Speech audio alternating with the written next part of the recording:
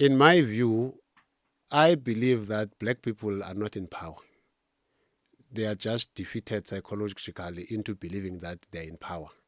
I've been helping people for the past 15 years in the background by asking the right question. You go to the ombudsman and all these established organizations, one thing you'll realize if you are consistent with them, you'll realize that these people are only in those spaces just to tick boxes. King David Studio Podcast. I got a mail, a text actually. I don't even know where Bandile got my numbers, but he sent me a message and said to me, he's got stories to tell. He's got stuff that he wants to communicate to all of us. And he sent me some of this information on the phone, and I found it rather unbelievable. But I felt, why not? Let me hear Bandile out. And he's here with us to share some of those. It has to do with fraud, has to do with people that are married, has to do with the story of the flag. So he's here now. Bandile, Magibili. Ukraine, Tiam. No, good. How's it, King? I'm well. Where are you from?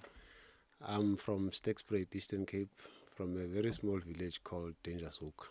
Dangershoek. Yeah, but due to the floods, there's no longer a bridge going home. I'm in Polmitfontein now.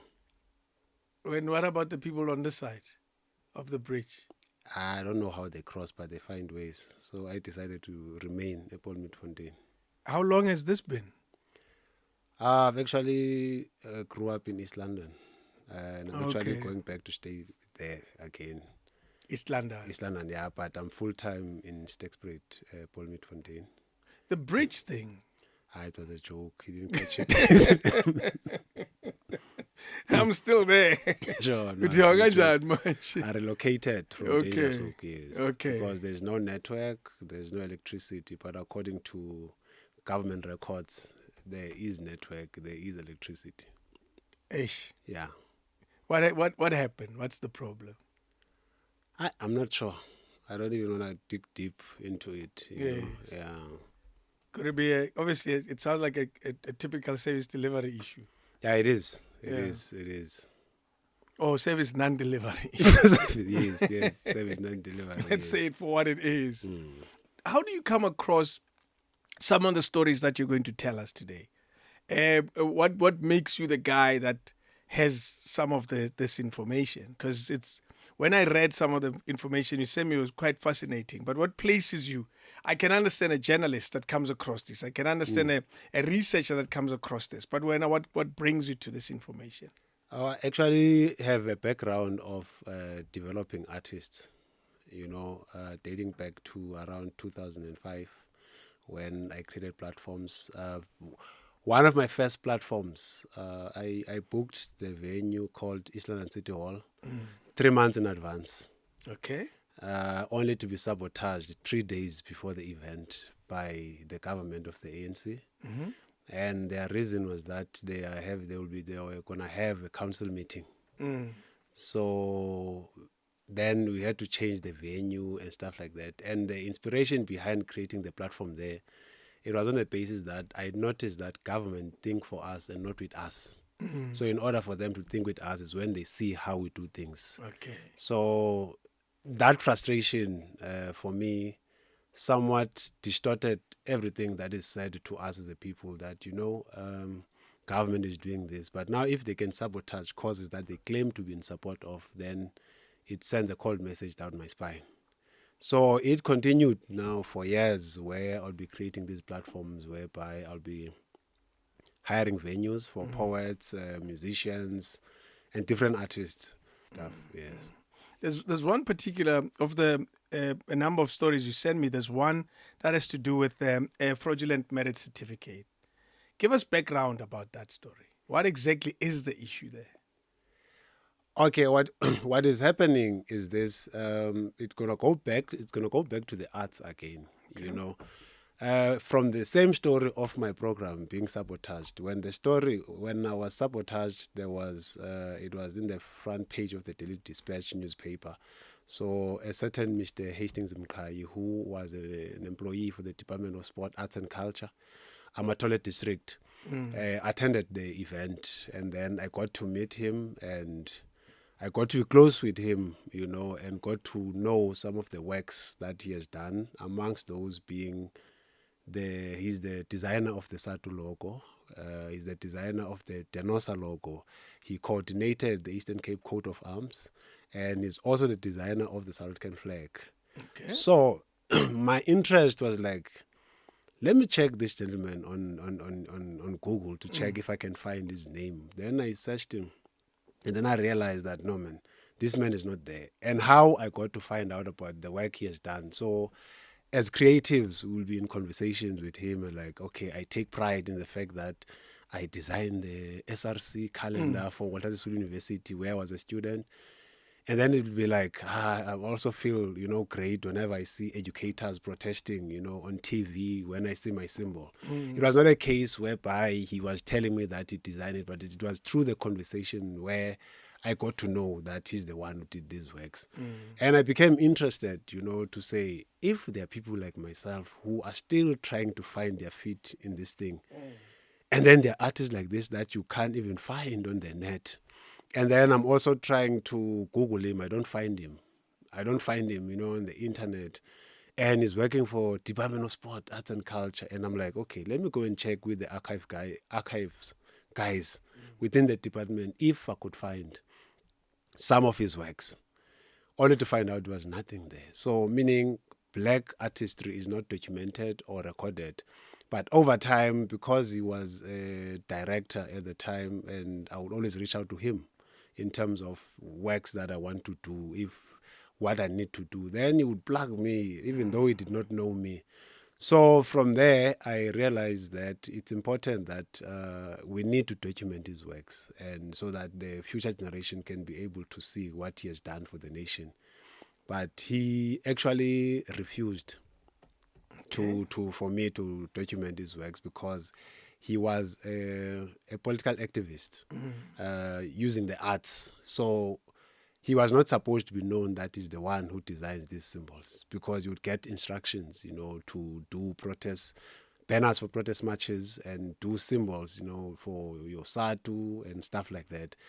So from there, that is when it took me a process of around 5 years to convince him, until he agreed that I can document his works, because he's got paintings that he created during that time of apartheid.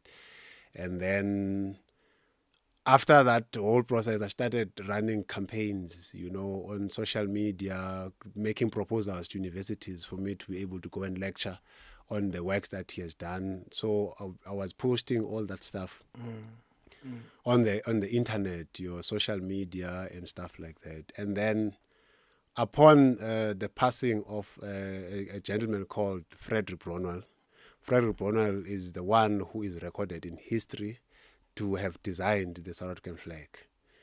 Yet Frederick Bronwell was the chairperson of the selection board, the person who was tasked with the responsibility to receive design submissions from the public in 1993 and 1994 period. Just an administrator. Yes, he was an administrator. So I asked, when I was in the process, when I was searching for him on the internet, Mr. Mkai, then I was like, man, I don't see you there. There's a gentleman called Frederick Bronwell. And he's like, it's not an issue with me. He didn't care. And I didn't take it serious either, because I was like, because he's a chairperson, obviously his name is going to appear on the internet and stuff like that. Until 2019, when the gentleman decided to take a fed-up leave, Frederick Bronwell, which is he died.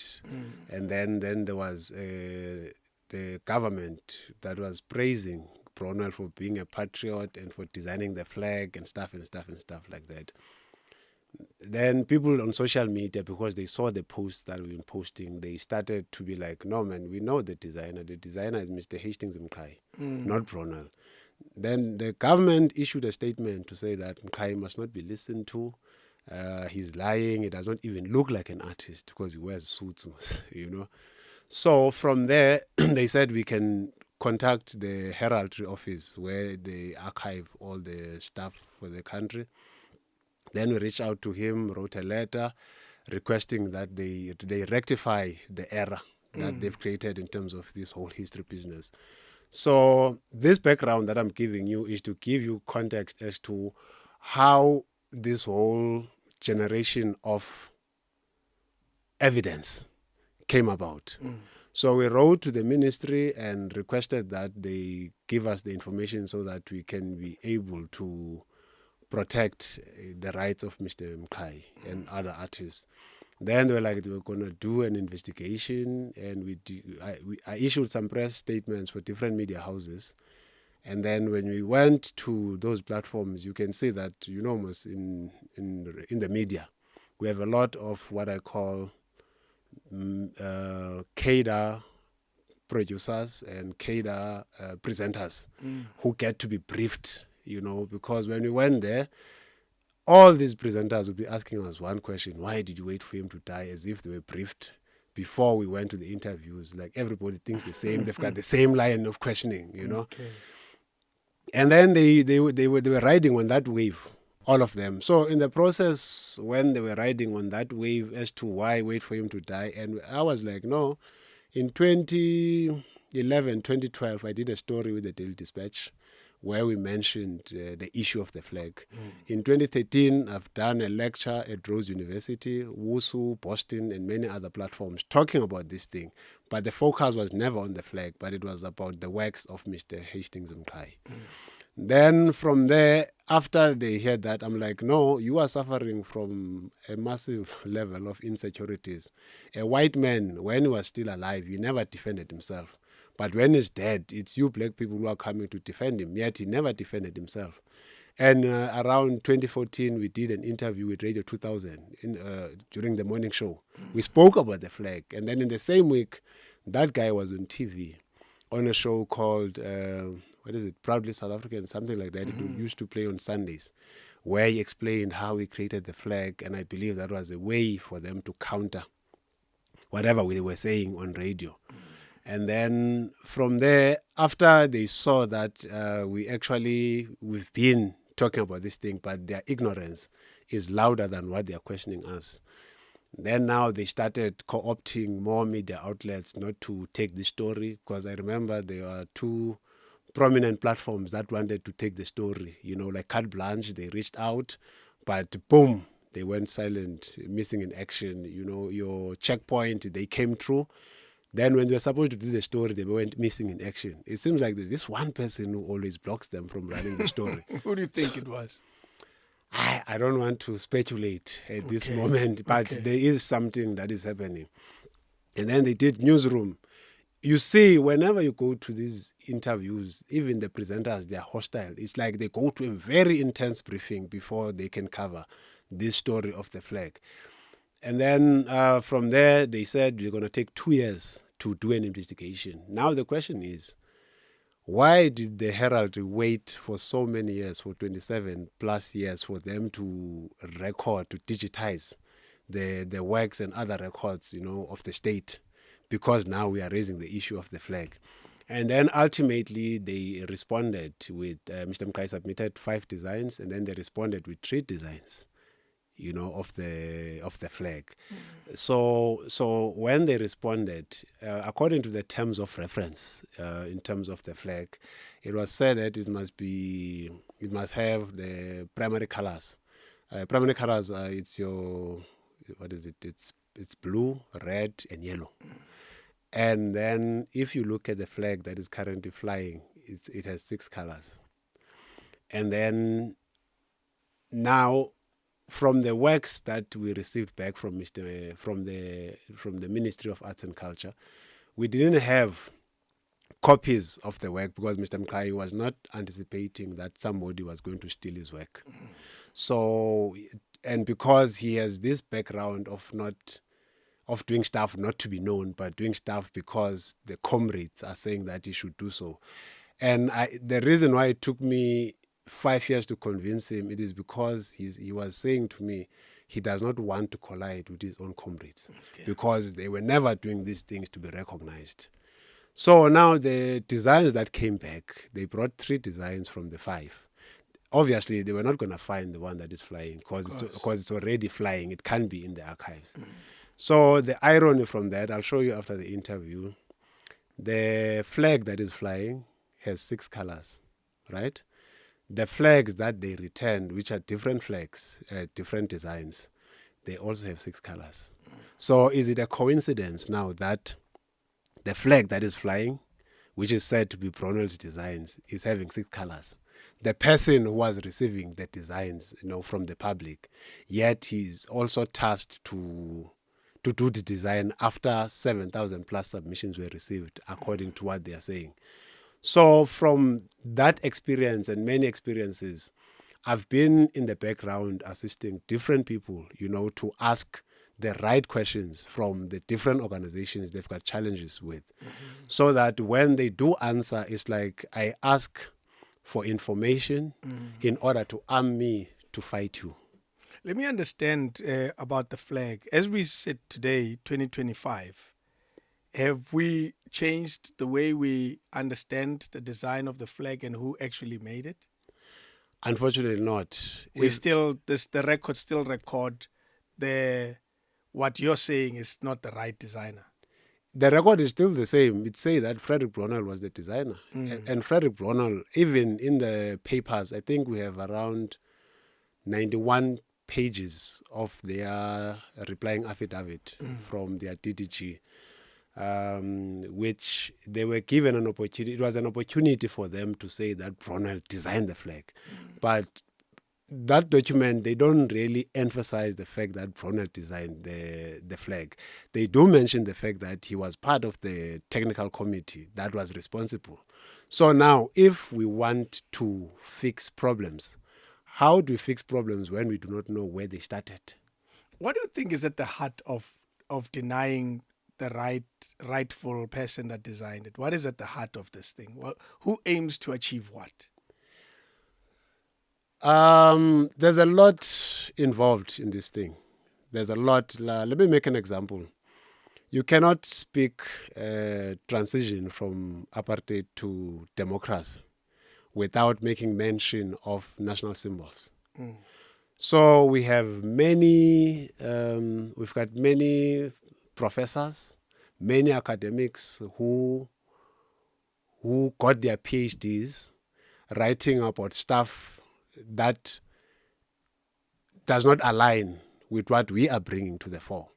So there's a lot of people who are going to lose in the process. I don't know if I'm answering your question properly because their PhDs don't have this information. Okay. So if we can ask a simple question, we talk your historians, we talk about your researchers, we talk about your media practitioners, you talk about your legal practitioners.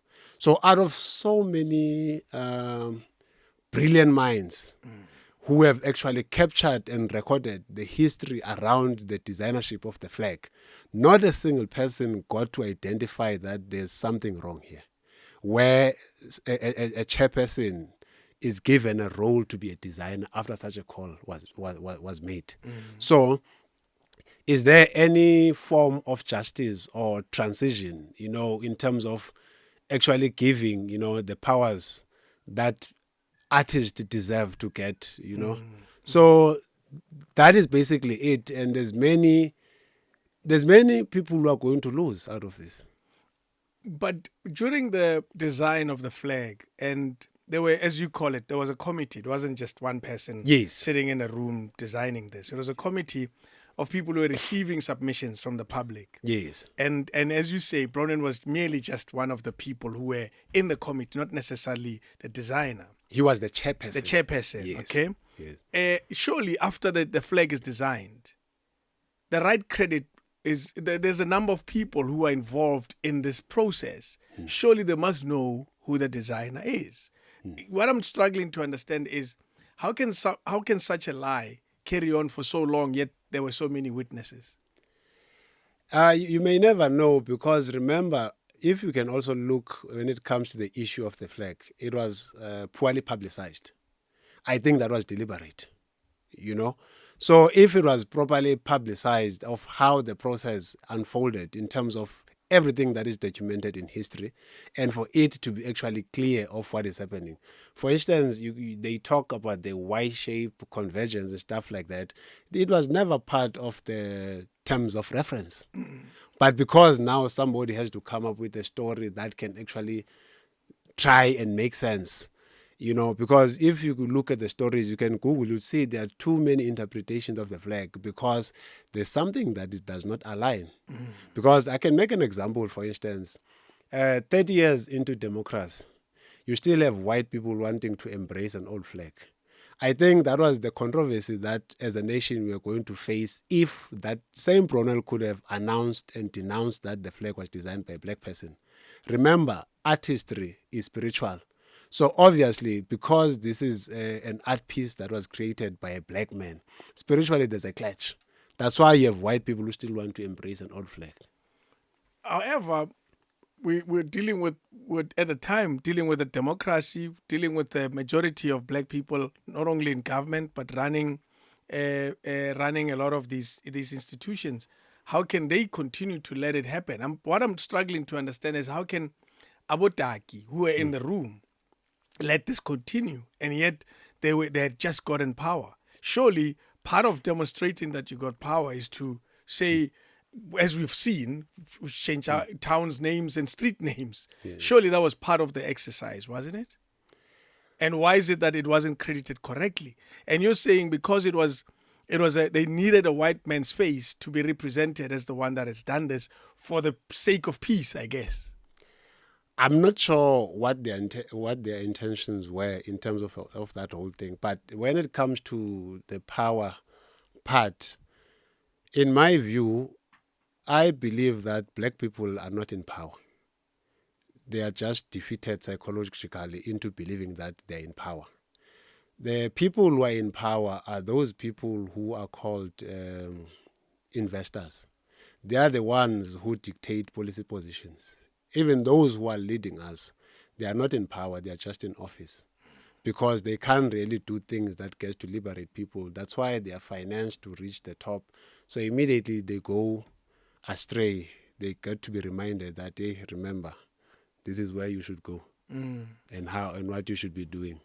So yes, power is one thing, but in a room full of people who know who designed the flag, and some of those people are black, how do they let this carry on for long? We don't know. Yeah, remember, around that time, white people still had power. Absolutely. And access, they were still in the office. Yes. So if they have power, if you can also look at some sound bites about Brunel, this is more like a hobby-like type kind of an exercise.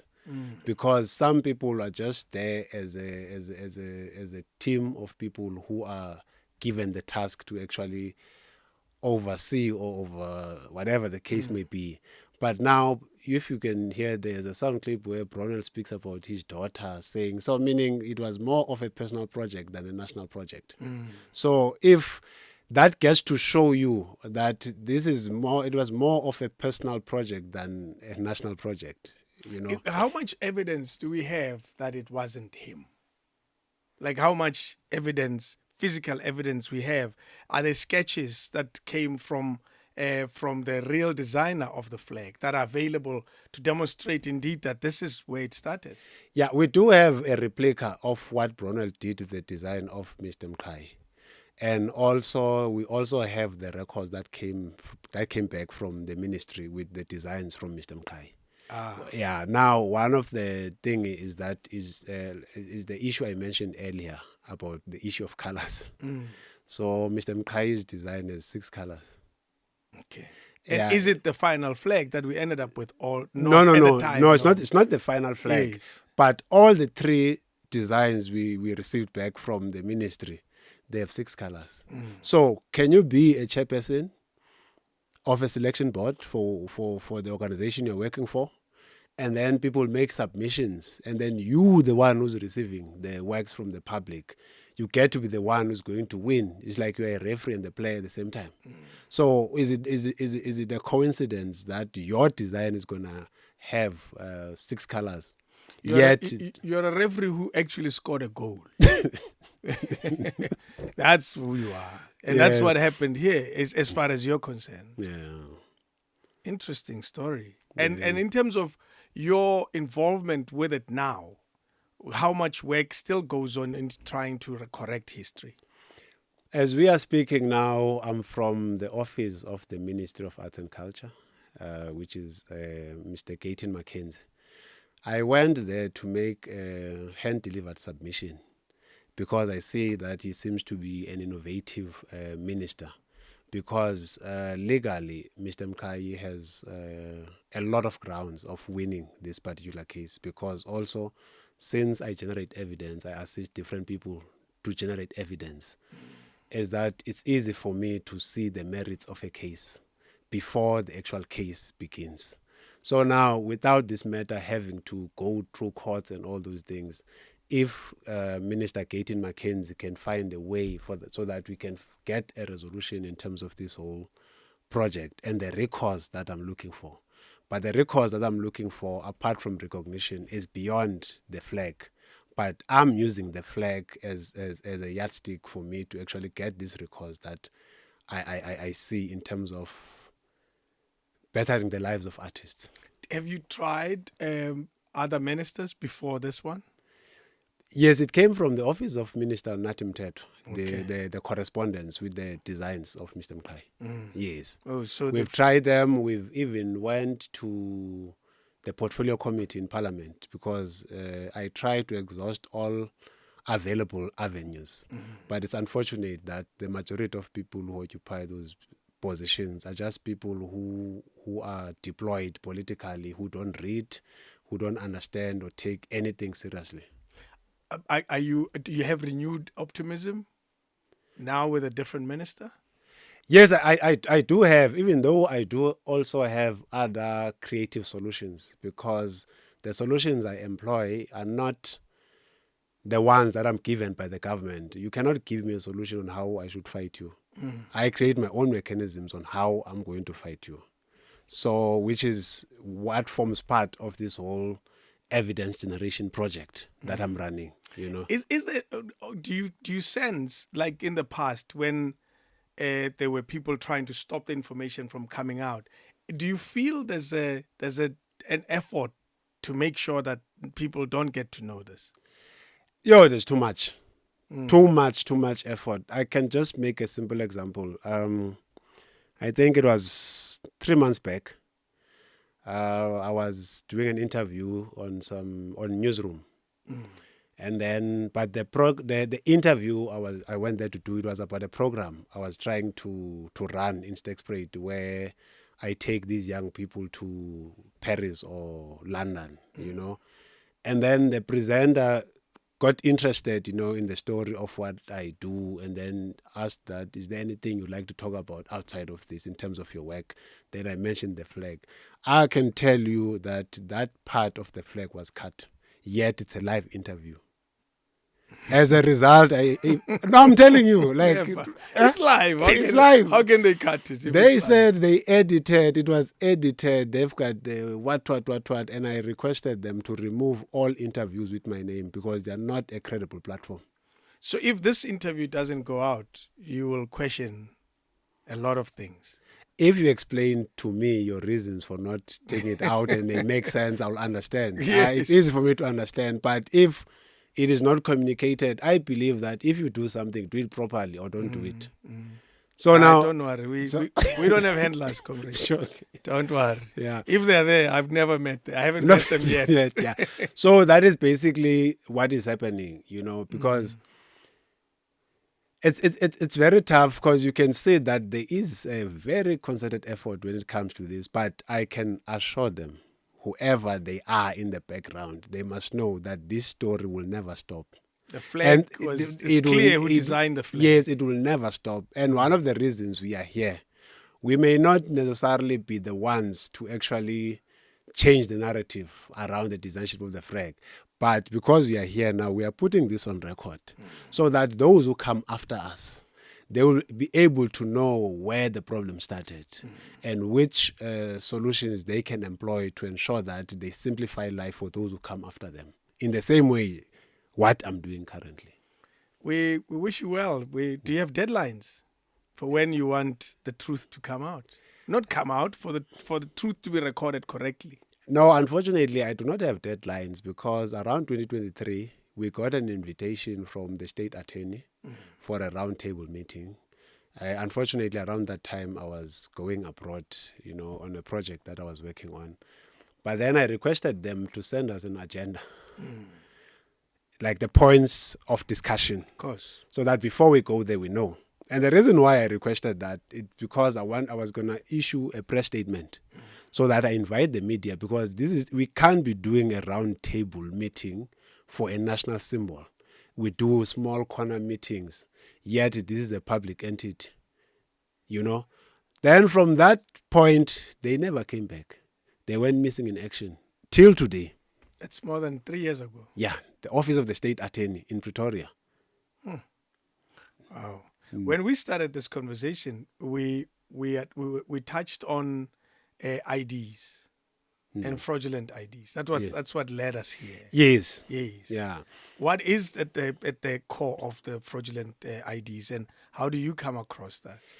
As part of me generating evidence, I operate from the background. You know, like I said, that you can't give me methods on how to fight you. So since I've been also, how can I put it, abused by the government for doing good to my community and learning how they operate, you know, I've been helping people for the past 15 years in the background by asking the right questions from this organization, so that when this organization don't release the information, I take that information to instruct attorneys, just like in the case of Mr. Mkai. Because this thing is not unique to Mr. Mkai. The only difference is that Mr. Mkai's case is it's a national symbol that everybody is seeing. So I've been profiling cases by writing these things, and then I happen to have come across some very harsh experiences that actually prompted me to be here today, because there's I think it's Advocate Skakane or something like that, who said, that's how I interpret what he was saying, that as a people who are in the know, we are silent about what you know in terms of what is happening in the background. But when committee members are crying, we cry with them. Yet we know what is happening in order for us to inform the public. Understandably, mainstream will never accommodate this type of content, because the owners of those platforms are part of the bigger syndicate themselves. So that is why they're going to block everything. So I realized that was touching me, that I need to reach out to alternative media so that I get to speak about my experience. Let me first outline it like this. If I'm dealing with a matter of your family, I'm not a lawyer, but I'm going to advise you how we are going to go about this whole thing. Whether it's a labor-related matter, I actually have passion for probate law, which is the deceased estates and all those things. Then what we do, I create content for you in terms of the questions you need to ask. I know that something that we're gonna use even later if it happens to go to court. So I've been helping these people to compose content, and then request these organizations not to call, but to write down, because that's how we are generating evidence. Then when they refuse to release the information, even if they refuse to write, that's why I hand deliver my material like I did today, to have evidence that I delivered this and then I copy it. Then from that experience, all those emails are coming to me. And then now everything that they are saying, I got to understand it to detail and found ways on how I'm going to fight it. So there's a case of an old lady back home in Stegspruit. The old lady's name is called Miss. I'll mention her name because she was very, very traumatized. As a result, I requested for consent to speak about her experience in terms of what happened at Stegspruit Magistrate Court. And this old lady got married in customary marriage in 1980 and was blessed with 5 children. The husband was a taxi driver, and unfortunately, they never registered their marriage. But it's still recorded customarily. Yes. So what happened upon the passing of her husband, she took some weeks off because she was still in pain and all those things. So when she decided that she's going to open the estate for her late husband, what happened when she got to court, Stegspruit, she was told that the file has already been opened. Now the question is, who opened this file? It's like the wife to the deceased. An unknown wife. Yeah, an unknown wife. The wife to the deceased has opened, and she's also in possession of the letter of authority. Okay, all well and good. So there's an old lady who I also assisted her family with a similar matter around Stekspruit, where they diverted, the estate of the deceased to the aunt of her children, when the father passed on.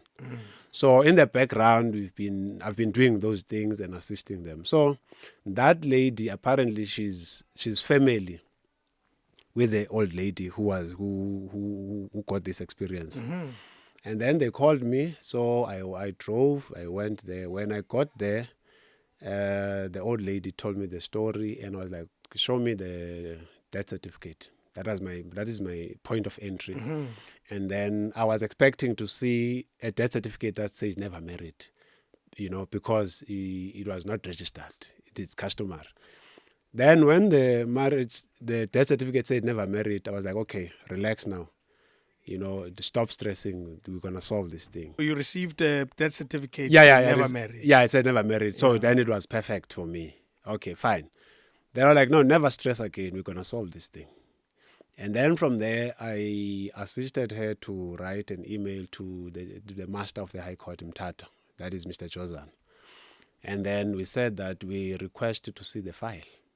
And the reason why I wanted to see the file, the only thing I wanted to get there was the marriage certificate, nothing else. And then, most the masters in these spaces, what they do in order to safeguard themselves, they'll just perform formalities of writing the letter to say, no, the file is not with us, it's with Stekspruit. So Stekspruit, Mr. Mjeza, please look into the file and see if you're able to show this old lady. We go to the court, Mr. Mjeza refuses to show us the file. I created some dramanyana, just to get the attention, because all I wanted was the marriage certificate. Then finally we got the copy of the marriage certificate, and one of the things I was looking at was the person who registered that marriage, and then it was written DJ Cupid or something like that in Alwa North and stuff like that. Okay, fine. Then we started making interaction with the Mthatha office, because Stekspruit is a rural place, so the estate is run in Mthatha, so they take this thing from a certain time and take them to Mthatha. Then when we continued writing to the master in Mthatha, to fix this issue, we started not to receive, responses and stuff like that. And then I called somebody I know some people at the office of the chief master, to say that, what, I understand that this is not your function, the home affairs part, but the only thing that can solve this problem of this old lady, it's when you intervene in terms of home affairs, so that we are able to verify. By that time, I've already called people from home affairs that I know who are working in the head office to check, but you have a person of this nature, so that we can see, because that if we happen to instigate a case against things, later on we'll have all the necessary documentation, to use. Then the office of the chief master gave them 7 days to actually come with a solution. And then that is how they got to bring the document I sent you, which was from Home Affairs. Then the master of the High Court in Mthatha then said, because you are saying that you are the lawfully married wife to the late Mr. Zinja, you can go to Home Affairs and register your marriage and stuff like that. Then she did all of that. But you must know, there is a serious syndicate, an operator from the courts, Home Affairs, the financial institutions. With what ambition? The ambition is to divert Inanziga Amafa, the estate of the deceased. Yes. Yeah. And those people who are doing that are those catered employees of the ANC. Even if you can try and report these people, you are reporting them to the bigger syndicate. So that is why they have the audacity and the confidence of doing things the way they do, because they know they're not going to account anyway. There are multiple complaints, even in Stekspruit, of the same individual, but that individual does not leave the workplace. What then happens to the lady who's claiming to be the wife to the deceased husband and, well, wrongfully or fraudulently claiming? Nothing is going to happen to her. She's roaming the streets freely because she's in partnership with people from court. But do you And it's not an exceptional case to Stakespray. It's something that is happening nationally with all these courts, including the financial institutions. But with regards to this particular one, do you then overcome the challenge? Do you solve it, so to speak? No, we managed to solve the issue because the old lady would call me around 12 in the morning, a.m., saying that she received like a summon this big, wanting to take her husband's cars. And then I go to a place, I drive to a place in the evening. Then I'm like, okay, how did you receive this? And she's like, no, I got it under the door. And I was like, Chisalondo, go Chisalondo. She's like, did I Chisalondo? Is someone is thunyelwa ngendlela ethile. So if they come and say they send you a someone, they must give you a return of service. Of course, yeah. You know? They must hand it to someone. Yes. Yeah. So she will be getting those threats from people from court who are in partnership with them, including these banks that are claiming to be doing this whole thing. Yeah, go ahead. And then what happened is from this story, they will be calling these meetings, with the bogus wife as a formality. Most government people, they only perform formalities. Otherwise, there are no consequences for their syndicate or members who are part of that syndicate. So that is basically what actually happened. Because to make an example to you, the names on the letter of authority have been changed, fine. But in terms of the file number and stuff like that, it is still the same. Therefore, they were supposed to revoke the one of the bogus wife and release a new one. But in terms of that, it is just a formality that they perform in terms of the old lady to just to say she's I've been telling her to actually rectify and fix this whole thing. So it's still ongoing as we speak. Situations. They said the state opened a case against the lady. They're fraudulently. Yes, and I think I'm tempted to believe the reason why they were the ones who are quick to open a case. It is because they're trying to defend their member. So you call it a syndicate, meaning that it happens to many more people. Yes. And what have you picked up? What are there other cases similar to this? There's a lot of cases. Yeah. And it's not only the public sector, also the private sector. There's another family I was helping. Let me just put it this way. If you die whilst you're in the workplace and then you are single, be rest assured, your insurance companies, your employers, they are going to create a wife for you if you're a guy, or create a child for you, so that they can divert the money to a child that is not known to the family. There's a case I was doing of another family back home in Stakespray, where the deceased was working for BMW Group and passed on around 2018. So after the passing, they split some funds to the siblings of the deceased. Okay, fine. And then they said to the family, the deceased is having a child with a certain woman. So now they will wait for that child to turn 18 in order for them to be able to release the fund for the benefit of that child. That child did not exist in reality. No, it never existed. So the story continued until they reached out to me because they heard from someone and were like, okay, we generated this evidence, we write and question them, because insurance companies, including government, HR and GEPF, all these people, what they do, they are going to say that they are going to trace dependents. They will even tell you that just because you are the nominated one, it is not going to be automatic for you to receive the funds. Now the question is, what was the point of the deceased to have a person that they nominate to receive the funds?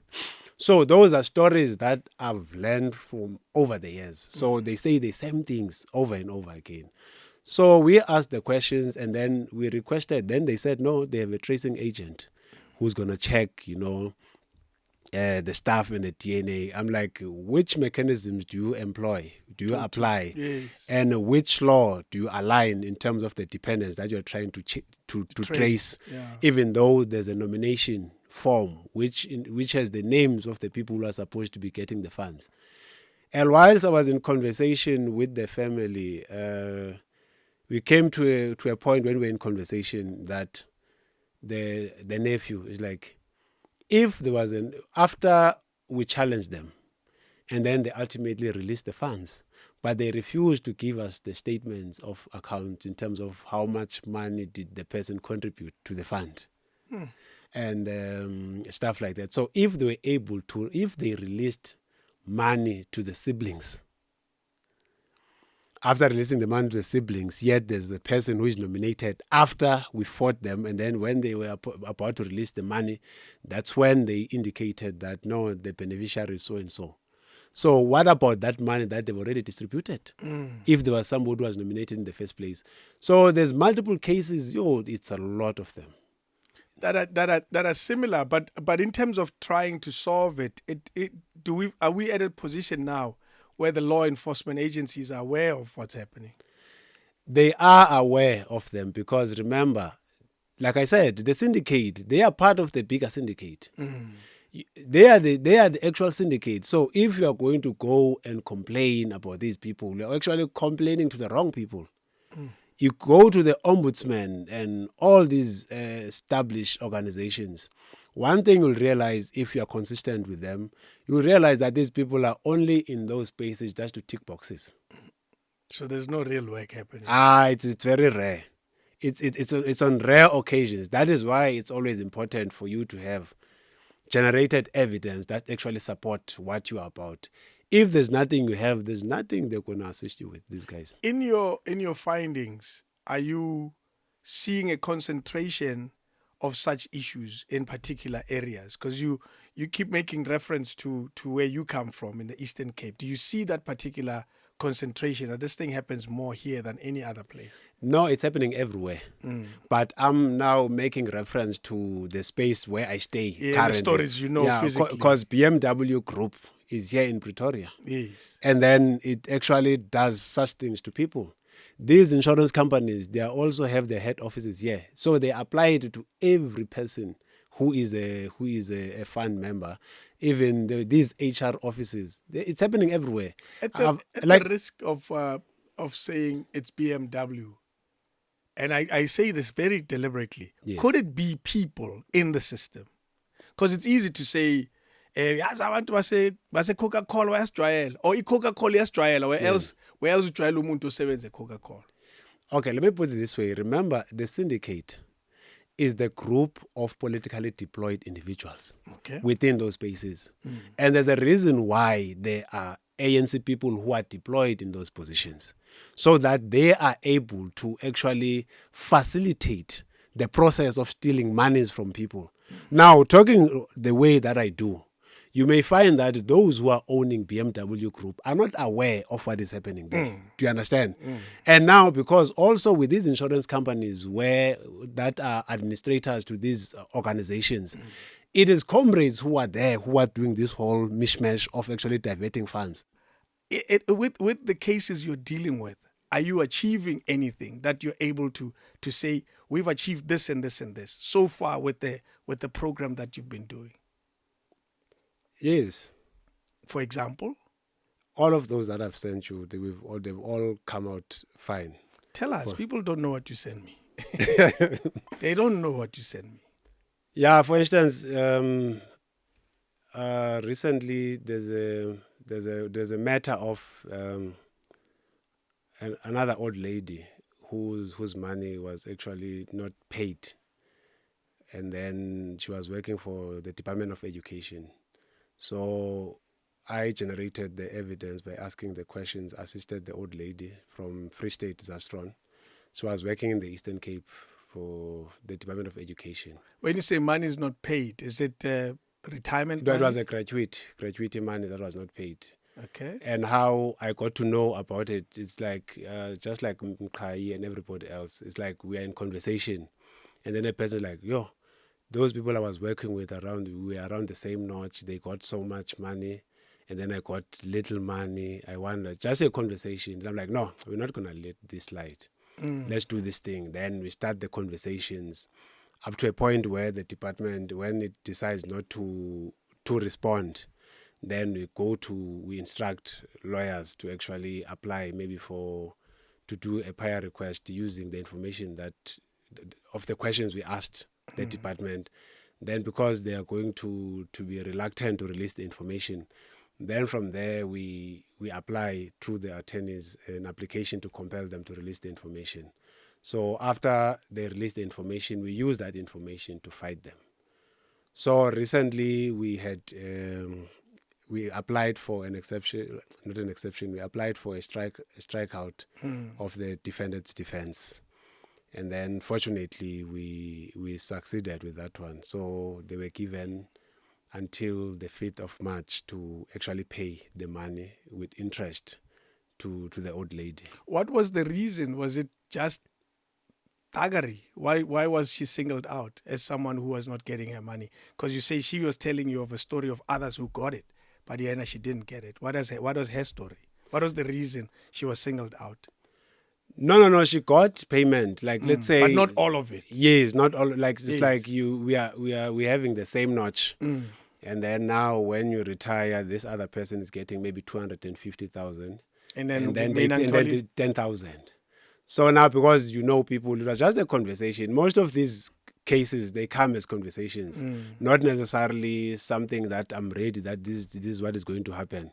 So that is basically what actually happened. What draws you to these? What makes you want to solve these problems? Because you could be minding your business. No, I've got a strong,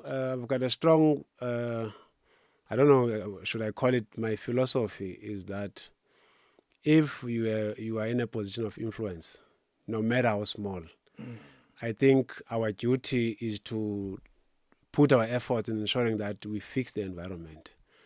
Because in the small space that you occupy, So because I'm in the know of some of these things, then for me, I need to use what I know to assist people, because you may have life covers with millions, if not billions, for your offsprings. But then if the environment is toxic, even your own kids are going to suffer because they won't be able to enjoy those billions.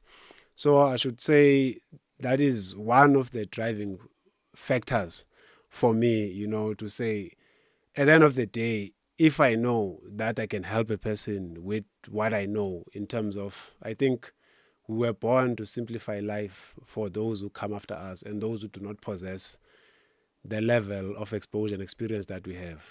How do you keep this going financially? It clearly must be a strain. You said you traveled to Pretoria, from the Eastern Cape. How are you able to do that? I am actually in the multimedia space. I do graphic design, I do photography. Sometimes I finance them through the work that I do. Okay. And also organizing events and stuff. So I'm able to finance that thing. So this is self-funded exercise. Yeah, it's a self-funded exercise. This is God's work. Yeah. This is God's work. Yeah, it's a self-funded project, But don't you sometimes get discouraged to carry on with it because it doesn't always yield results? And it's not for you personally, it's for other people. As far as my experience is concerned, I've never touched on a project that I ever lost. For as far as I've been doing what I'm doing. Is that what keeps you encouraged? Yeah, and also to see, people being rescued, that's what's important to me. Sometimes you need to have an extension. What satisfies me is to see my work giving life to another person's life who was hopeless, in terms of whatever corner they were in. So that's what really pushes me. Do you want to solve more issues? Do you want to get involved in others? Are you, simply put, open for business? Can others who are listening and watching this say, that's the guy, I have this problem I'm dealing with? Because you're not necessarily a lawyer or anything who works in the legal space, but are you willing to if people want and send comments on this particular episode and say they want your help, are you able to take on their cases? Yes, no, I'm not a lawyer indeed, but I can just give them advice on what they need to do. Yeah. And they can do it themselves, because there's many people and many families who've been asking about, why don't you open an office, so that people can come to you. Then I'm like, it's not going to serve the purpose. I'm not helping people for the spotlight, because I believe in word of mouth.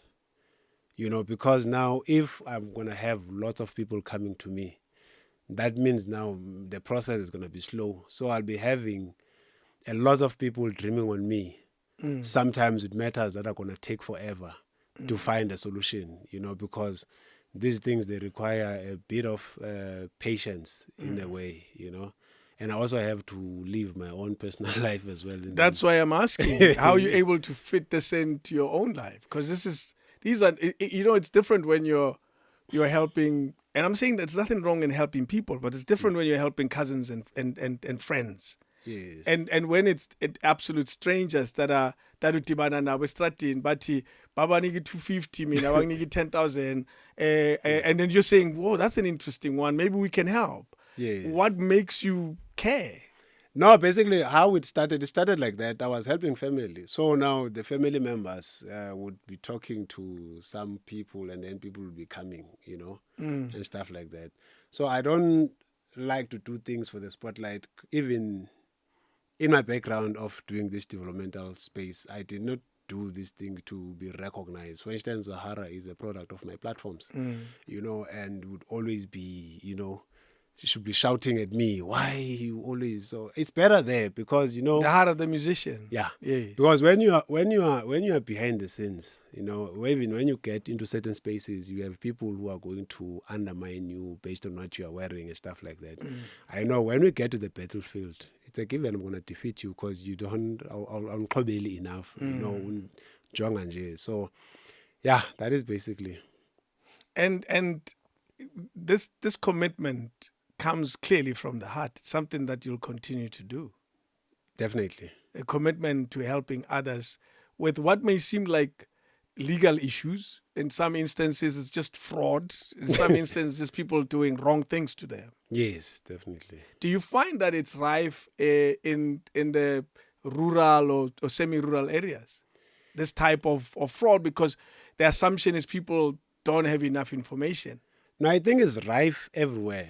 The only difference with the rural areas is that those people who work at those organizations, because it's a small rural area, everybody knows everybody.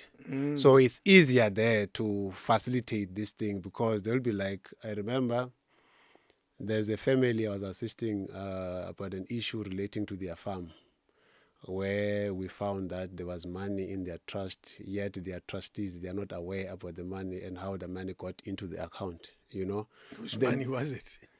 Hey, money is traceable. Yeah. So now when she went to court to start the administration of the deceased, when she got there, when she reports what the deceased owns, and like, where is his truck, where is his this and that, so that kind of a setup, that's the kind of setup we have where we come from, where people don't separate between running a household and actually being part of an organization. So they don't separate their personal feelings from those that they dislike, so they would make everything in their power to make life difficult for you. What are you learning about human beings from dealing with these? The two possibilities to your answer, that humans are evil, or humans are not well informed, or humans are kind and easy and giving, and that's why they're taken advantage of. And maybe you'll say other things that are unrelated to what I said. But what are you learning from dealing with these difficult situations? But about us as Abantu? Yeah, what I think is happening, I think we are suffering from a deep low self-confidence. And the framework of success that has been imposed on us makes us to disregard who we are and to understand our own personal development in terms of our individual preferences on how we prefer to live our lives. You used Now- a lot of big English. I want you to go back, and so we use simpler English. Okay. The framework for success. Yes. You use it as you brushed it and passed. Yes. And I can imagine what it is, but I want you to explain it from your perspective. What is this framework that we are all marching to? Yeah. Okay, the framework of success is that you need to work hard, have lots of money, buy an expensive apartment, buy yourself an expensive car, and work at a nice place and get and earn lots of money. Ne? And then that is the framework. In that process, leading to actually reaching that success is that you disregard your health, that is number one, because now the majority of people who are successful, they don't acquire that success in the rightful ways, you know. So some are prepared to kill, to reach the top, to do all funny things. So if, for instance, you grow up not having money or don't have access to certain things, I think when you're older, it becomes one of the most important variables in your life. Now, when you reach the top, you get to have this money.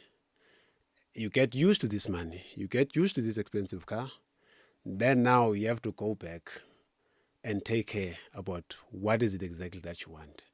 And then at that point, there are certain things that you cannot reverse about your choices, about your decisions, and some of the things that you have done, you know, to hinder the lives of other people. And then at night, you don't sleep. Then you hear people saying that they are depressed and stuff, you know. So that is the framework. So what I have come to learn in my life is that the best success for me is to be in alignment with myself. To be in alignment with myself means, I was talking to another young man yesterday to say that when he was defining to me his version of success. So I'm like, you know what, for me, unlike many people, I prefer to be broke than to have money. And then he asked why. I'm saying because all these multiple streams of how I make money are a direct consequence of the time when I was broke. Because when I'm broke, I think of ideas on how I can put food on the table, how I'm able to have this and that, you know. But if I've got money, the only thing is to spend the money. So whether I've got money or not, I still feel the same about myself. So if when you don't have money, you feel different from what you are, then it means you are not in alignment, and then you're not in alignment with yourself, and also you are not as successful as you think you are. The best success is to be in alignment with yourself and feel the same way. So what is to be successful if you don't sleep at night? Because the very same money you were chasing, now you have to get some medication to try and regain the same health that you compromised on your quest to reach the top. So that low self-confidence comes in a space that I want to speak highly of Mr. King David, that he's got a beautiful studio and stuff like that, but we don't know what you had to sacrifice in order for you to reach this level. Do you feel those whose perspective of success is the framework that you spoke of, the framework of a beautiful house and a nice apartment and a car, do you feel they are likely to compromise themselves, not only health, because that's the example you used, but in other ways as well? Yes, in many instances, they do. Because, for instance, you may find somebody who is renting, let's say, an apartment of 20,000 just because of wanting to get that, he's living posh in a certain space. So there is something that you compromise one way or another just to be relevant. Sometimes it forms part of the low self-confidence I'm referring to, because now when people speak highly of you, you get the gratification just a few seconds, but when you are in your corner, you feel different from how people receive you. So, Do you feel they're likely chasing the framework you define? is it possible that you're likely to even do illegal things? Because achieving the framework seems easy, but it's not. Yeah. No, definitely. The majority of people, they do wrong things in order for them to reach the top. And Many are you people. finding, remember, where we started with this question was, what have you learned about humans in this coming across these cases? Yes. And these cases, they have a thief and a victim, Yeah. so to speak. Yes. So you're talking about both sides.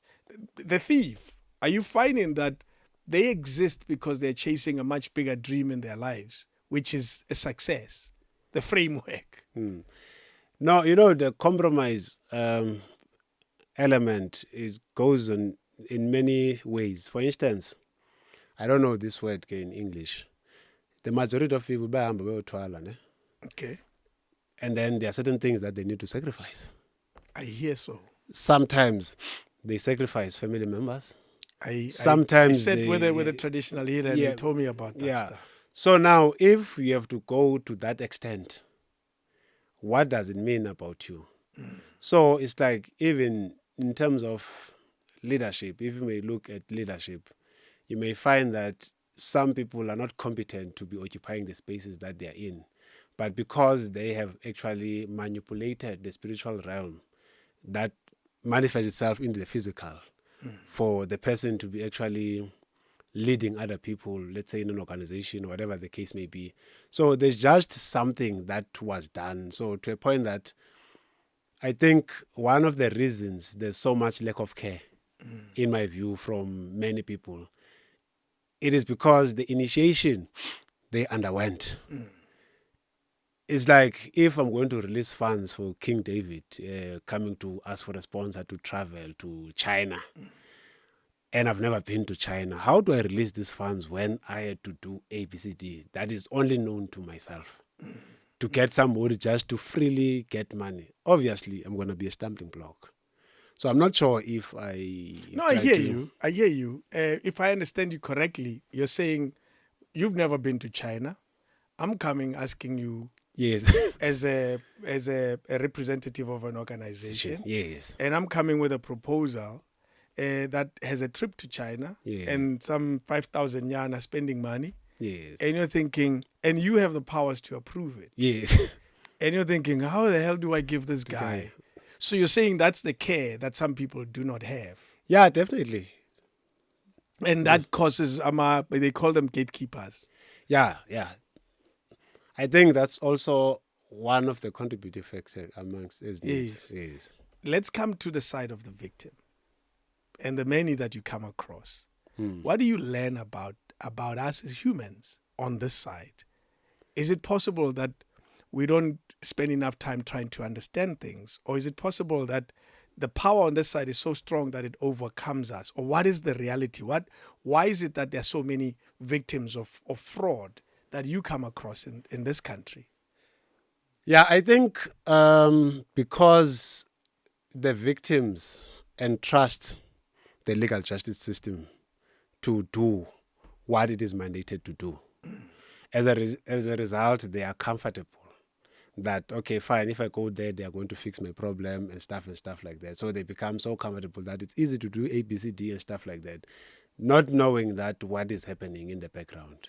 So I think it is the trust that is betraying a lot of people, where we come from government. And also, we are in a world where people only focus on what they do.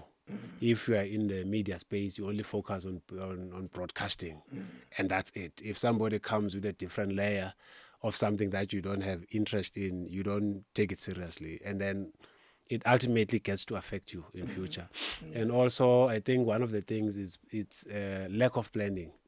But even though the victims lack planning in terms of, let's say, writing a will, for your child, it is not an assurance of safety, even if you do have the will after all, because you'll get a lot of stories like, okay, blah, blah, blah, blah, blah, So that is my experience in terms of the victims, and a person can be educated and what, but And still be still be robbed. Yeah. You know, that is why the majority of the families I assist, before they could make a claim, let's say with an insurance company, or an advice I could even give to somebody who's watching this right now, is that even if you do have the, let's say, the application form of the deceased, and including the benefits attached to this particular policy, make it a point that before you make the claim,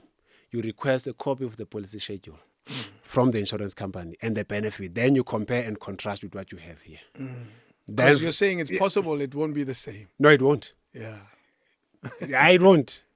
Definitely, it won't. Because people are going to give you, and then you request a copy of the nomination form.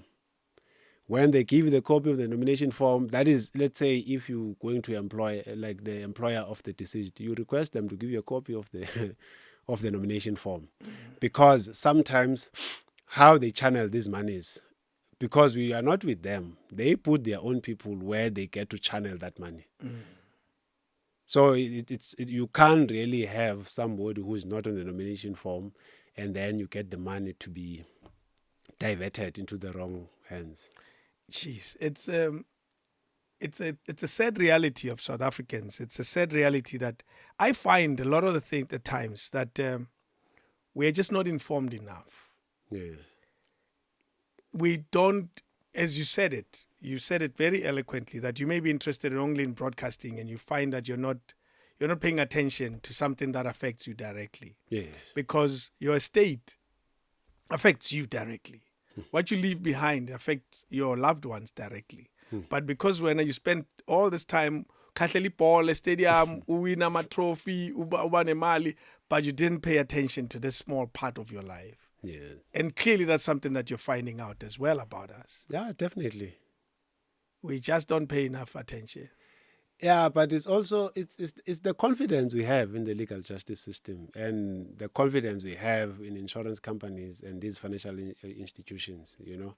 So Are we wrong to be confident that they'll do the right thing? no, it's not wrong. It's not wrong, because we have to entrust the legal justice system, but the legal justice system of South Africa is in shambles. It's unfortunately that how we view things are not the way they are, like in the practical sense of what is actually happening in the background. You know, everything exists in papers. So how do you expect a country to function from papers? I'll make an example. I was beaten by a taxi driver in December. And then I went to open a case, and then he beat me on the head, and then I bled. I went to the hospital. I got the J88 form and stuff like that. But then when we went to court, when I opened the case, the police official came to me and said, the prosecutor say he cannot prosecute this case because there's not enough evidence. Then I asked him, what is enough evidence? Because now you can see my head is not fine. You can see the J88. A report from the doctor. Yes. Then I take this matter, I report it to their national office, lodging a formal complaint, which is not my first time, you know, even when I assist people. And because I know when it gets there, they're going to downscale it to the province, SAPS. Then from SAPS, they're going to take it to the district. And then they're going to task a person to come and investigate. Okay, what they call investigate. Sure, yeah. It's just a formality. I like how you're saying what they call investigate. Yes. What do you call it? It's just a waste of the state resources. Okay, all right. Yeah, so by performing a formality, some guy from Mount Fletcher came and they did the investigation, and then they sent it to Alwa North and Joe Gabi, what. Only to be told that no, there's no case. The issue is with the prosecutor. He does not want to prosecute. Because? There's not enough evidence. But that's not enough for you. You're saying there is enough evidence. It is enough evidence, because this guy beat me up and there's evidence. And my head, I even have pictures that I've shown. But when the prosecutor says, remember, this conversation started with you saying there's a mess with government, with the legal system.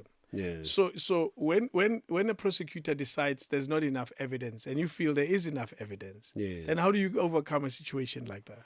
No, what I requested from the police was for them, I believe in written stuff. I don't do. They like to call because these calls, there's no evidence in these calls. Because even if you can do these sections, to source it from the network provider, they are going to play hide and seek, So it's better when they write. I requested them to write down, including the prosecutor, called Kasamba, to write to me why he says there's not enough evidence. What kind of evidence is he looking for? Because when the police official came to me, he came and said, "This is your record." Then I asked, what are the reasons of the prosecutor? He's like, "No, the document is in here. So can you show me?" "No, I can't show you." But for something that affects me, you can't show me even my own docket.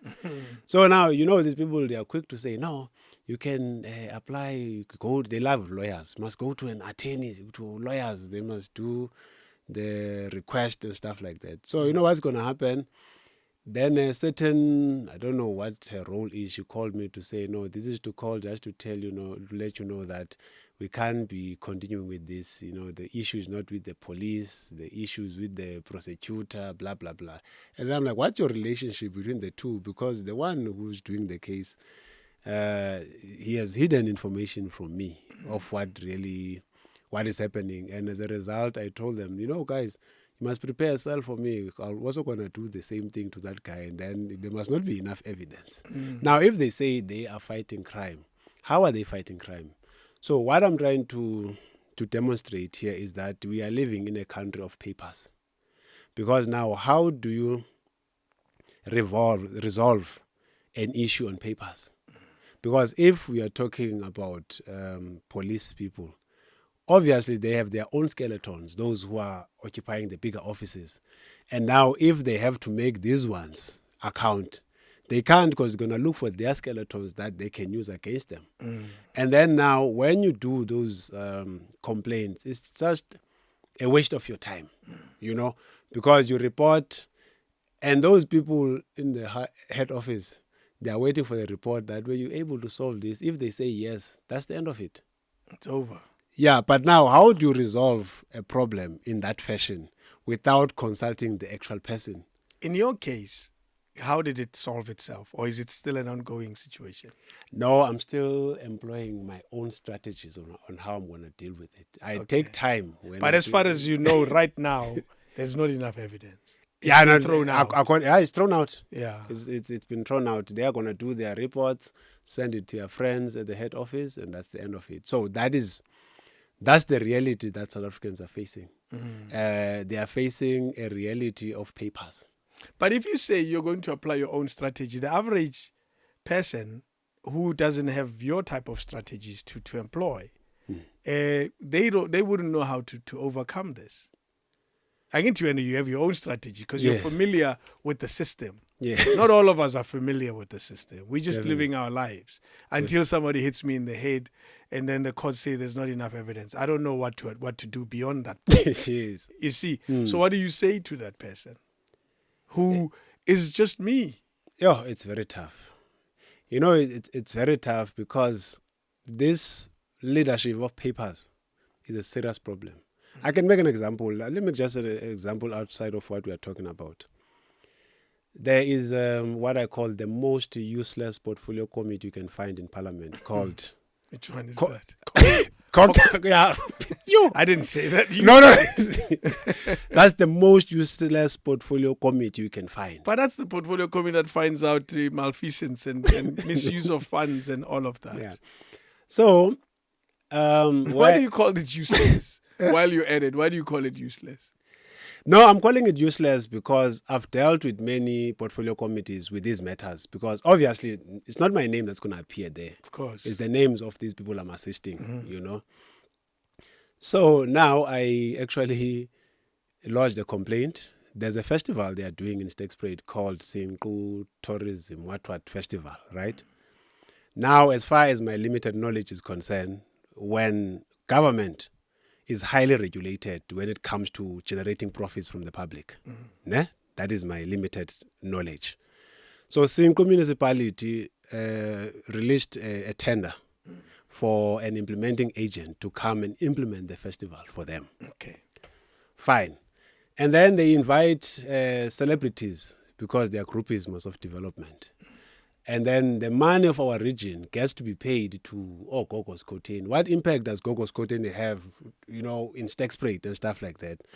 So now I lodge a complaint with those people to say, because now sometimes, because most, these people who are in these offices, they undermine a lot. They look at you like, he's not going to do anything because our comrades are going to fix this whole thing.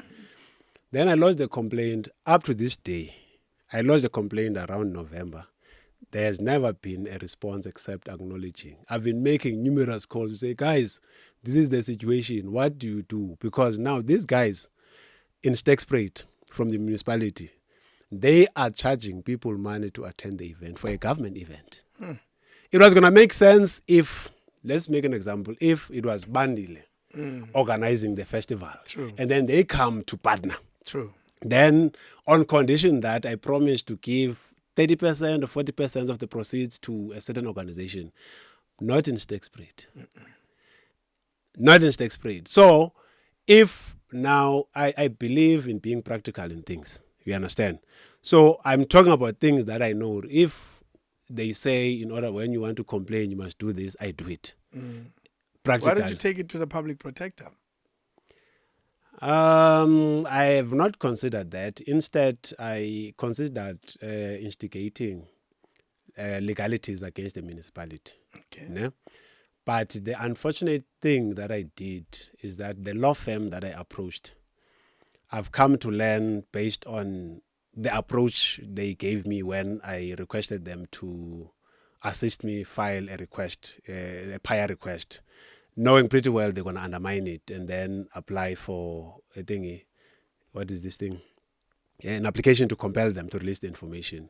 Then instigate legal remedies, for artists across from Stexprate, Sinko municipality, So, and then because the focus was on this one, with the case I'm having with the MEC, for education in the Eastern Cape, just like the flag one, I took a back seat, focusing and finishing this one. This one is nearing the end now, Okay. Then after that, we do Sinko because we can't be running developmental programs in Stexprate, in Sinko, empowering the youth of the region, trying to give them the experience we have of developing others, And then at the time when they're supposed to be channeling the money to people of Stexprate and other areas in Sinko, they are busy bringing Ogogos, Koteni and celebrities who have no impact whatsoever in our region. So that is basically what's happening. So what I was trying to say, these spaces are just on paper. Because even if they were to act, they were going to protect their comrades and do all of that. Yeah. And then they just write reports. Our government depends on memorandums and paperwork. I wish you well. I think your efforts are to be celebrated. And I hope one day you look back and you look at a society of people that are living a better life. And part of that is because of your contribution. However small some people may see it, but if it changes the life of a family, a life of someone, it is great. And I can only look at you and be in awe, which is why when I was reading your stuff, I said I would not even begin to do these things because we always look at our lives and go back to the framework.